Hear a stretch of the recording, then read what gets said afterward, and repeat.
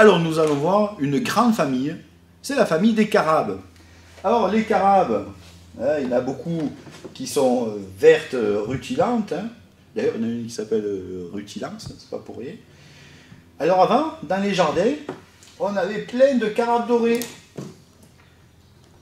Ceci, dans les jardins. Et on n'était pas embêté avec toutes ces limaces et escargots. Et maintenant on n'en a plus.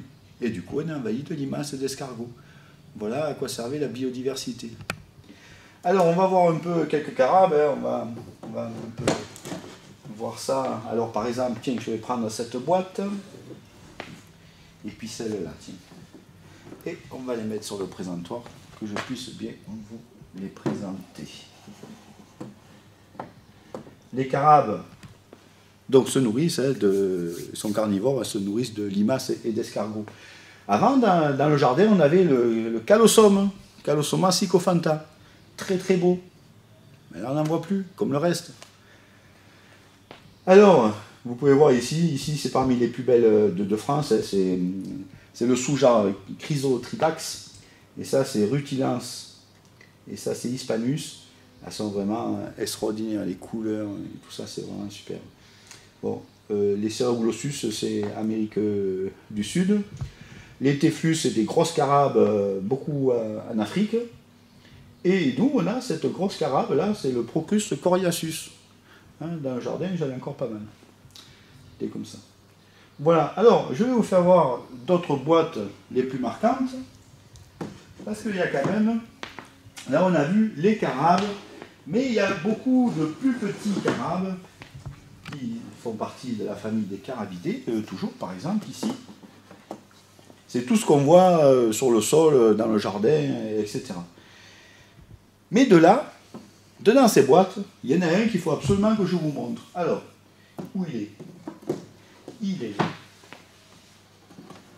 Et là, vous allez voir, c'est un conoptère inouï qu'il faut absolument que vous voyez de près, et il faut s'en souvenir. On parlera du reste après. Je voudrais qu'on fasse un gros plan sur cet insecte-là. Il s'appelle Brachinus crepitans. Il fait partie des 300 espèces de coléoptères bombardiers au monde. Et oui, tout petit, mais très costaud. En fait, si on le prend à la main, il peut expulser une substance toxique, on va voir après ce que c'est, et ça peut nous aveugler.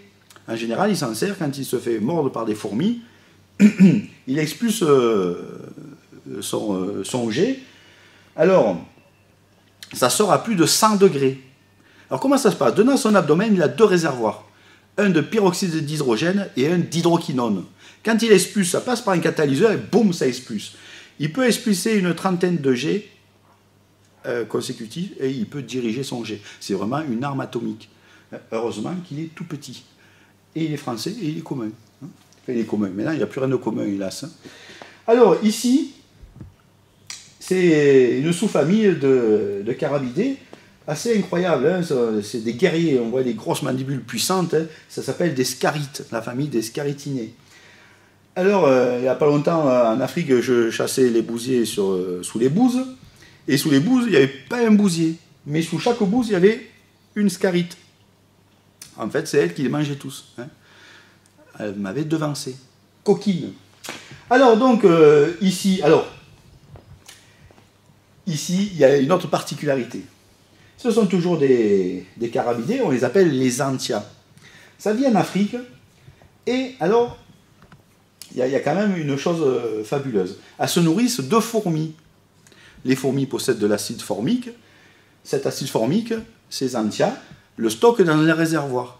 Et quand elles ont un prédateur derrière elles, par exemple une mangouste, derrière elle, elle envoie un jet d'acide formique, la mangouste, elle se prend cet acide formique, hop, et elle s'en va automatiquement.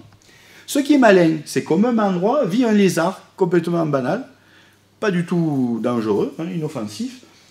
Il a pris les couleurs de la carabe, il est noir avec des points blancs, il imite la démarche du carabe pour faire croire que lui aussi, il a ce produit toxique qui est l'acide formique. C'est quand même incroyable. Ça s'appelle le mimétisme bathésien. Et voilà. Il imite pour faire croire qu'il est aussi dangereux que l'autre. Parce que c'est Bat qui a découvert ça, comme on avait vu pour les papillons. Voilà, alors maintenant, ah oui, pour finir, alors je vais vous faire voir une autre boîte sur ce plan. Vous allez voir, c'est assez inouï. Pour finir avec les carabes, c'est une famille asiatique. C'est extraordinaire. Je ne sais pas si on les voit bien là. Il n'y a pas de reflet, c'est bon. On les appelle les mormolis. Alors, les mormolis, il n'y a que 4 espèces au monde. Asisson. Les mormolis, ce sont des carabes très très fines, ça fait 2 mm d'épaisseur. Elles se glissent sous les écorces pour manger les larves des autres insectes. Et voilà, hein, tous les carabes sont des prédateurs et des carnivores. On les appelle les coloptères violents ou les graines, enfin, etc. Ça apporte beaucoup de... Voilà, j'espère que les carabes vous ont plu.